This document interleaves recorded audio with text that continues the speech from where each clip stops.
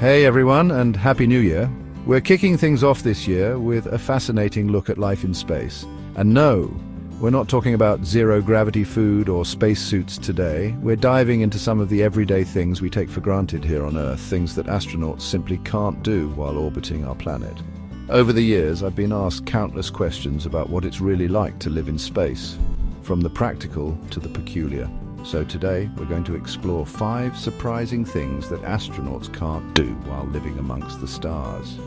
These limitations aren't just about quirky facts, they teach us about the challenges of space travel and the incredible ingenuity needed to overcome them. We're talking about everything from basic hygiene to simple pleasures like enjoying a sandwich. So buckle up, get ready to have your mind blown, and stick around until the end, because I guarantee you'll be surprised by what you learn. And hey, if you have any other space oddities you've always wondered about, let me know in the comments below. Don't forget to subscribe and join the conversation.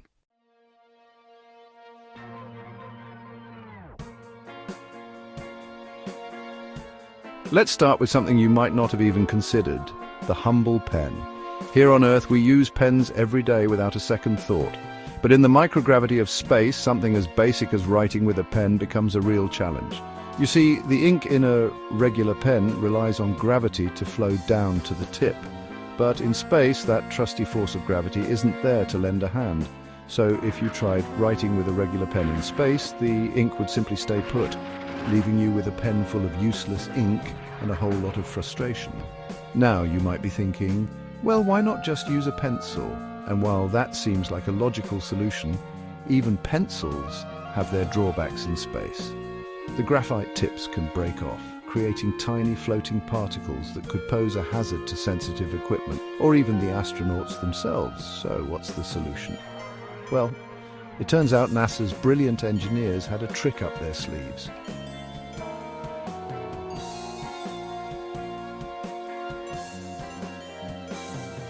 This isn't your average ballpoint pen, folks. We're talking about a marvel of engineering known as the space pen. Instead of relying on gravity, the space pen uses a pressurized ink cartridge. This means the ink is constantly being pushed towards the tip, allowing it to write in any direction, even upside down, but the innovation doesn't stop there. The space pen is built to withstand extreme temperatures, from the blistering heat of a launch to the frigid cold of space. It can even write underwater. Talk about a versatile writing instrument. The space pen was originally patented by the Fisher Pen Company back in 1965. And get this, it wasn't even initially designed for space travel. But when NASA caught wind of this incredible pen, they knew they'd found the perfect solution to their writing woes. Today, the Fisher Space Pen is a staple on both US and Russian space missions. It's a testament to human ingenuity and our ability to overcome challenges with creativity and innovation.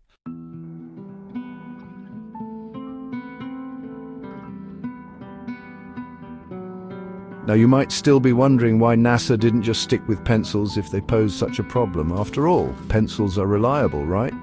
Well, it's not just about the lead breakage. In the close confines of a spacecraft, even tiny particles floating around can be a big deal.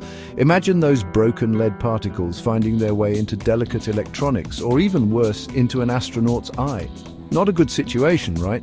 NASA takes every precaution to ensure the safety of its astronauts and its missions, and eliminating any potential hazard, no matter how small, is paramount. Plus, the Fisher Space Pen offered a level of reliability and versatility that a pencil simply couldn't match. The pressurized ink cartridge ensures a consistent flow, preventing the skips and fading that can occur with pencils, especially in extreme conditions. And let's be honest, there's a certain coolness factor to using a pen that can write in zero gravity, underwater, and even in extreme temperatures. It's a symbol of human ingenuity and a reminder that even in the face of extraordinary challenges, we find a way.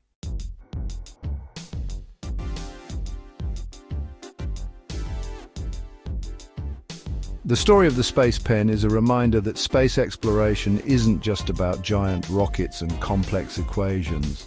It's about solving everyday problems in extraordinary ways. It's about pushing the boundaries of human ingenuity and finding solutions that benefit us both in space and here on Earth.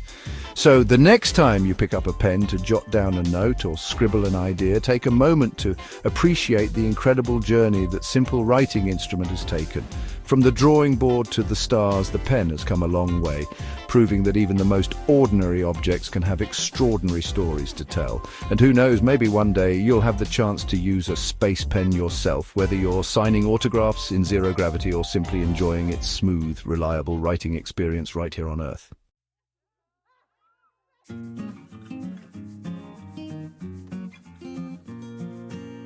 We've all experienced it, that lump in your throat, the welling up in your eyes, and then the inevitable stream of tears.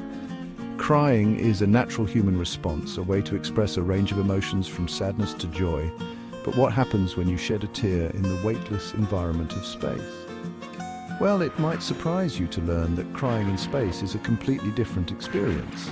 You see, tears, like everything else in microgravity, are subject to the laws of physics.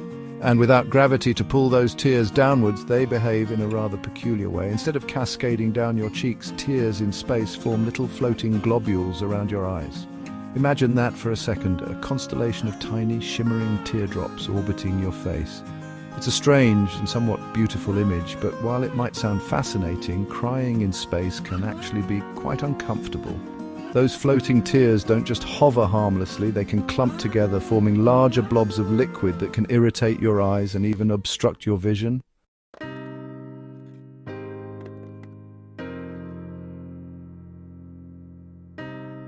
Now, I've never been one to shy away from a good cry, whether it's from the overwhelming awe of seeing our planet from space or the bittersweet feeling of returning home after a long mission.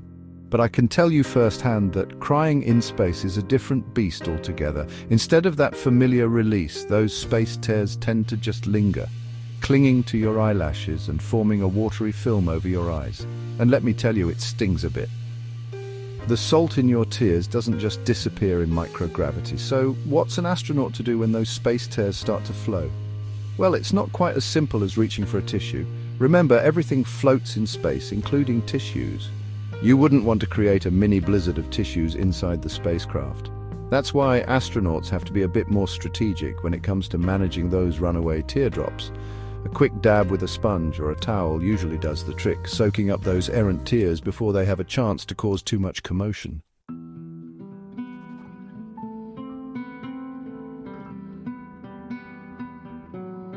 Now, you might be wondering why those space tears don't just float away on their own. After all, everything else seems to float effortlessly in microgravity. Well, it all comes down to a fascinating interplay of forces. You see, tears are subject to something called surface tension. This is the same force that allows a water strider to skim across the surface of a pond, or causes raindrops to bead up on a window pane. In simple terms, surface tension makes the molecules in a liquid want to stick together. In the case of tears in space, surface tension is what prevents them from simply dispersing into the air. Instead, they cling together, forming those distinctive globules that seem to defy gravity. It's a perfect example of how the laws of physics behave differently in the unique environment of space. And here's another fun fact. Scientists are actually studying space tears to learn more about how fluids behave in microgravity.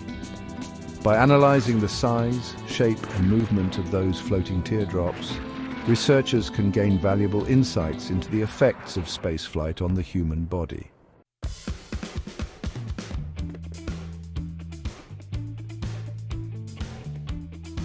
Crying in space highlights the extraordinary ways our bodies adapt to living beyond Earth's atmosphere. It's a reminder that even the most basic human functions are transformed in the face of microgravity. And while those space tears might not stream down our faces in the way we're used to, they still carry the same weight of emotion.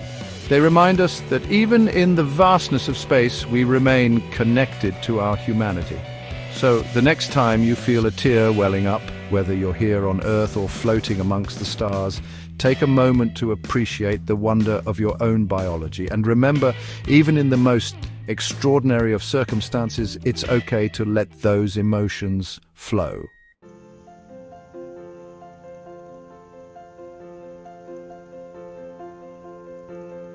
You know, back on Earth, there's nothing quite like enjoying a cold one after a long day, maybe a celebratory toast on a special occasion. Up here in space, not so much. We astronauts have to keep a clear head 24/7. Our work demands absolute focus and precision. Alcohol, well, it tends to have the opposite effect. Plus, imagine the consequences if someone had a bit too much to drink up here. It's a highly controlled environment. We can't exactly pop outside for a breath of fresh air, can we? So, while we miss some of the simple pleasures of Earth, we understand that a dry space station is a safe and successful one.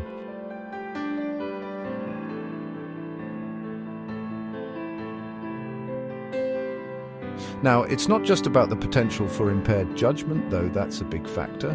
Alcohol affects us differently up here in microgravity. Our bodies are already working overtime to adapt to this unique environment. Fluid balance, blood pressure, even our inner ear all behave a little differently in space.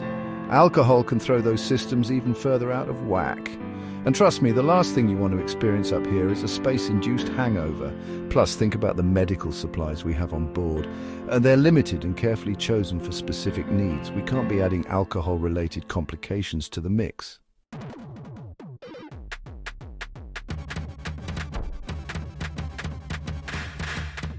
You might be surprised to learn that there was a time when alcohol in space wasn't entirely out of the question. Back in 1972, there was actually a proposal to include sherry as part of the astronauts' meal plan. Can you imagine the public reaction? People were outraged. They couldn't fathom astronauts sipping sherry while orbiting the Earth. The backlash was so strong that the proposal was quickly scrapped. And to be honest, I can understand why. There's a time and a place for everything, and space, well, it's just not the place for a nightcap.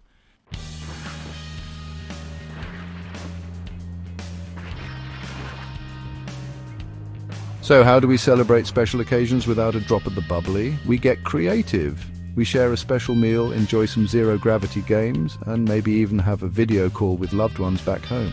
The real reward is the privilege of being up here, experiencing something few humans ever will, and that's a feeling that's even more intoxicating than any drink. Now, where's that tang? I hear it pairs perfectly with a moonlit view of Earth.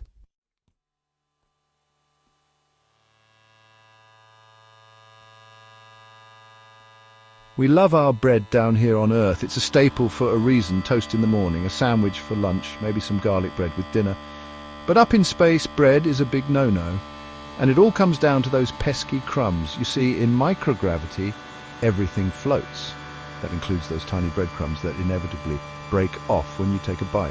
Now imagine those crumbs drifting around your spacecraft, getting into your equipment, your experiments, even your eyes. Not ideal, right? That's why we've had to adapt. We can't exactly have a breadcrumb-induced system failure up here. It's all about finding solutions that work in this unique environment. And luckily, we've found some pretty tasty alternatives.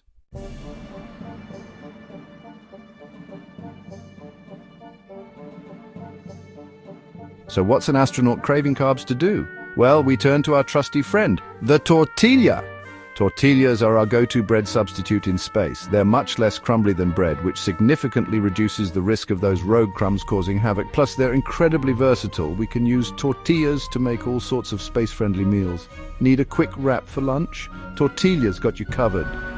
Craving a pizza, or at least a reasonable facsimile? Tortilla to the rescue again. We even use them to make breakfast tacos. Okay, maybe not exactly like the ones back home, but hey, we make do. The point is, tortillas are a lifesaver up here. They satisfy our carb cravings without jeopardizing the cleanliness of our spacecraft or the success of our mission. Plus, they taste pretty darn good, especially when you're craving a little taste of home.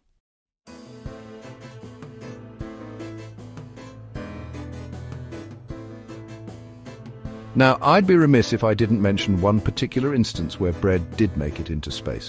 Back in 1965, during NASA's Gemini 3 mission, astronaut John Young decided to sneak a corned beef sandwich on board.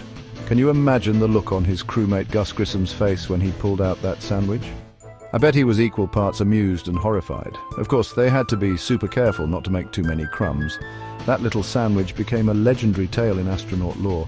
A reminder that sometimes rules are meant to be bent, especially when it comes to satisfying a craving for a good old-fashioned earthly sandwich.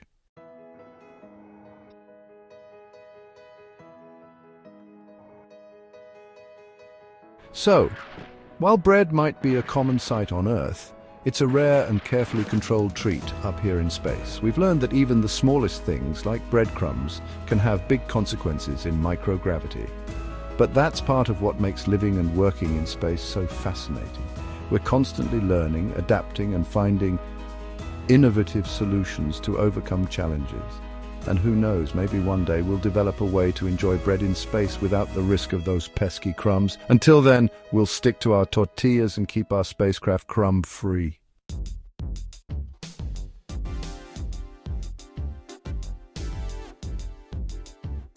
After a long day of conducting experiments and going on spacewalks, you'd think an astronaut would love a nice hot shower, right? Well, here's the reality. Showers, as you know them, just aren't feasible in space, and it all comes down to two key factors: water and gravity, or rather the lack thereof. Water is incredibly precious up here. Every drop we bring up to the space station has to be transported from Earth, which is a costly and complex process.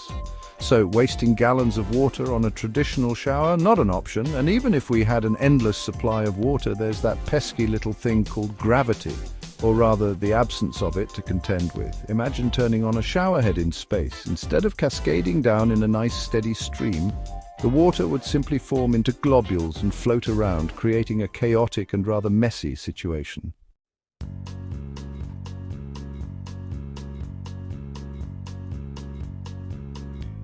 So, how do we keep clean up here? Well, we've had to adapt and adopt a slightly different approach to hygiene, one that doesn't involve a luxurious soak in a hot shower. Instead, we rely on good old-fashioned wet wipes, special no-rinse shampoos, and a bit of water-conserving ingenuity. Wet wipes are our best friends in space. We use them for everything from washing our faces and brushing our teeth to cleaning our bodies. And because water is so precious, we make sure to use every drop wisely. For hair washing, we use a special no-rinse shampoo that cleanses our scalps without needing to be washed out. We apply a small amount, massage it in, and then towel dry, minimizing water usage. It might not be a luxurious salon experience, but it gets the job done.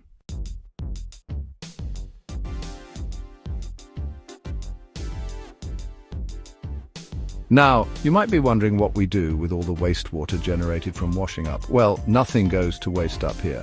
We have a sophisticated water recovery system on the International Space Station that collects and purifies wastewater, turning it back into clean, drinkable water. Yes, you heard that right. We drink recycled water in space. It might sound a little strange at first, but trust me, it's perfectly safe and clean. Plus, it's a testament to our commitment to sustainability and making the most of our limited resources. So the next time you take a long hot shower, take a moment to appreciate the simple luxury of gravity and readily available water. And spare a thought for us astronauts, making do with our wet wipes and no-rinse shampoo, turning wastewater into drinking water, and proving that you can indeed be clean and hygienic, even in the most extreme environments.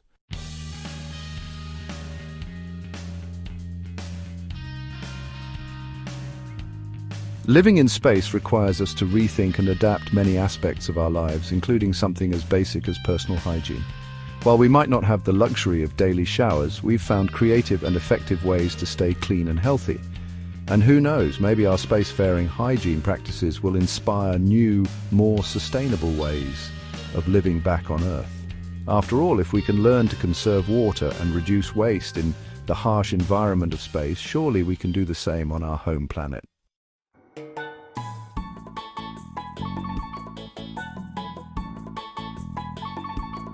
Well, folks, there you have it. 5 things astronauts can't do in space. From writing with ordinary pens and crying like normal humans to enjoying a slice of bread and taking a refreshing shower, life in space is full of unique challenges and adaptations.